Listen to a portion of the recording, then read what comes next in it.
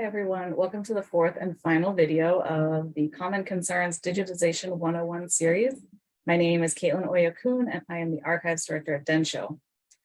In the first three videos, we talked about setting up your digital space, setting up your physical space, and how you scan and the different types of equipment you might use when scanning. So this fourth video is going to be about post-scanning processing, what you do with all those files that you just created.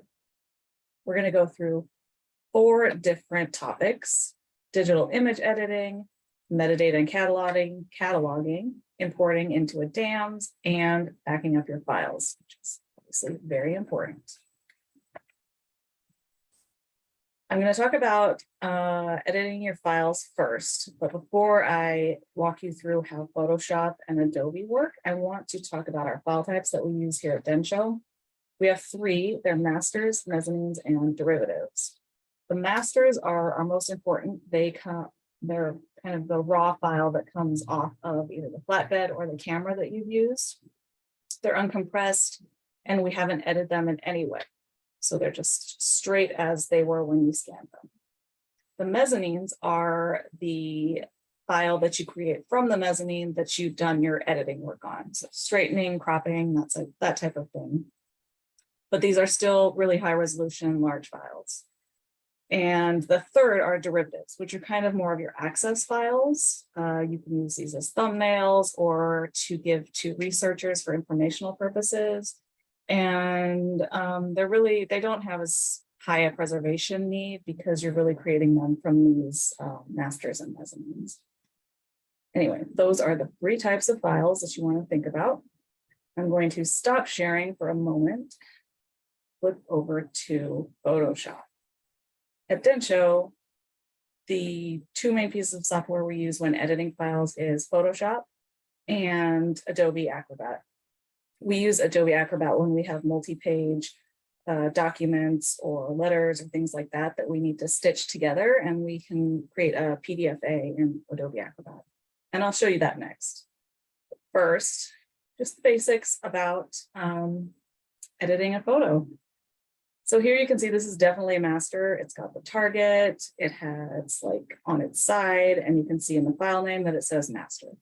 The first thing you want to do, always remember to save copy. So I'm going to save this as a mezzanine file, move it over into the mezzanines folder, and then just change the extension name here to mezz, which is our standard for mezzanine files. Change the compression. Okay. All right, now that you have your new copy, you're free to edit this as you would like. So what I always do is I get it in the correct orientation and make it a little bigger. And then I'll move this down here. And straighten is the first thing I usually do. So if you go over here to your eyedropper and right click, it gives you the ruler tool option, which is one of my favorite things about Photoshop. You just drag the ruler across whatever you think is the straightest edge. And then you go up to the top and you click straighten layer. And this will straighten your image. This one's already pretty straight, so you won't see much difference. But if it's really crooked on the flatbed or the camera, this can be really helpful. After that's complete, you do your cropping. I just drag and pull all the way to the edge, and then we always leave a slight bit of background showing around the edges. And this is just to prove that we haven't cropped out any piece of this photograph or whatever object it is that you're leaving.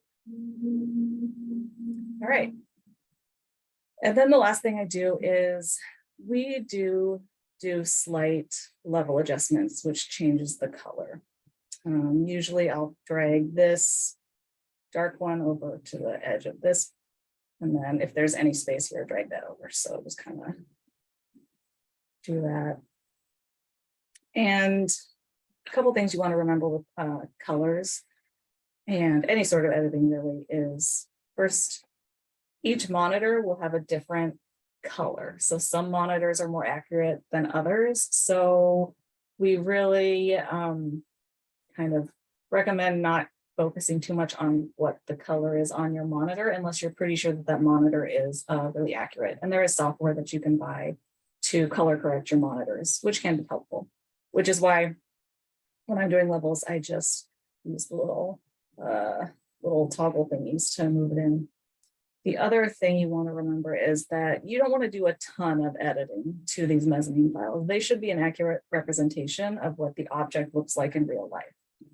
If you wanted to fix tears or blemishes or really do major color correction, we recommend creating another file and making it very obvious that you have done major edits to it. But that's how easy it is. I'm just gonna flatten this out so that it's a little smaller of a file and then save it. And you've got your mezzanine and you're ready to move on to the next one. Now, this photograph is only one-sided, but I do want to show you very quickly what we do in the case of multi-page documents. So let me switch what I'm sharing.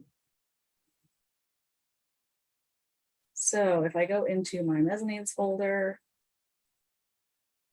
you can see that this Mother's Day letter is actually 2 pages, and I want to create a PDFA. So I select both pages, right click, and then combine files in Acrobat.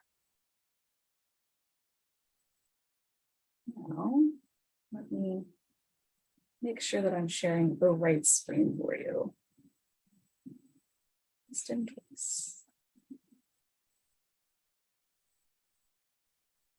All right. So you've got your 2 files here, they're in order. So I'm just gonna click combine in the upper right-hand corner, and it will pull these 2 files together into one file. You can see this here, looks pretty good. Sometimes I will just check to make sure everything looks in order. And then each edition of Acrobat is a little different. So if you have Acrobat, it will probably look slightly different than the one I have.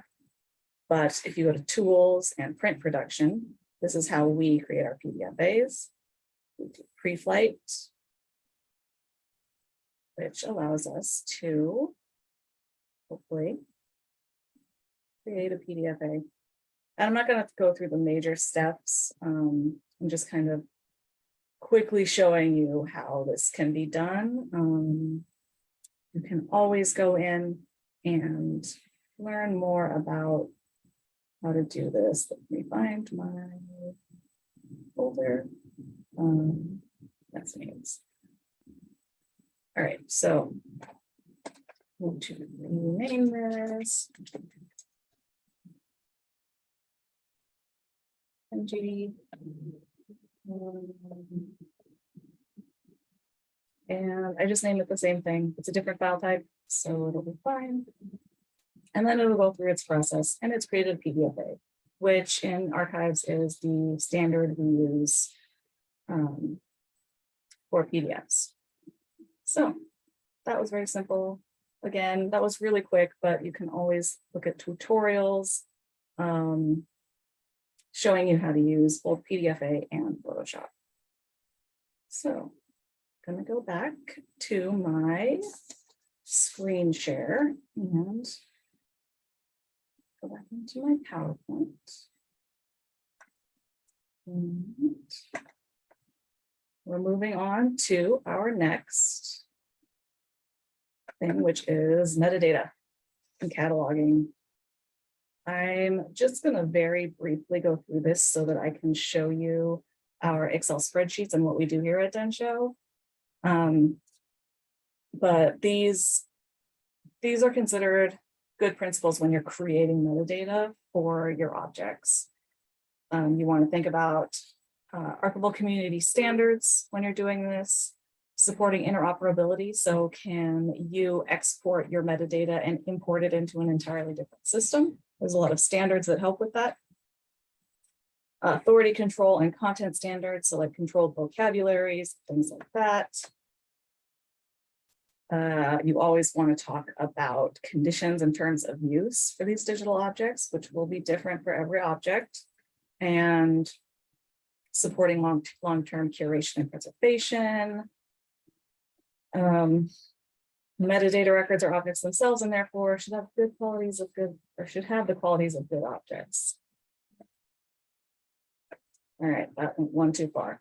So these are the basics. I'm not going to go into them really intensely here. If you have any questions, you can always contact us. And there's also a lot of good literature out there on metadata standards. So I'm going to stop this. And now I'm going to show you our metadata, which we keep on an Excel spreadsheet that you already saw the template for when I think we were doing video 1 when we talked about setting up our digital space. So this is the Kenji IMA metadata spreadsheet. You can see it does have some fields filled out. Here's your scan ID. So this is all filled out when we went through and did the scanning. So we captured a lot of this information previously, and now it's here. And so when you're doing your metadata and your cataloging, that's when we go in and we supplement all of this information and put in our collection, but we would create better descriptions and titles and add in all of this other information.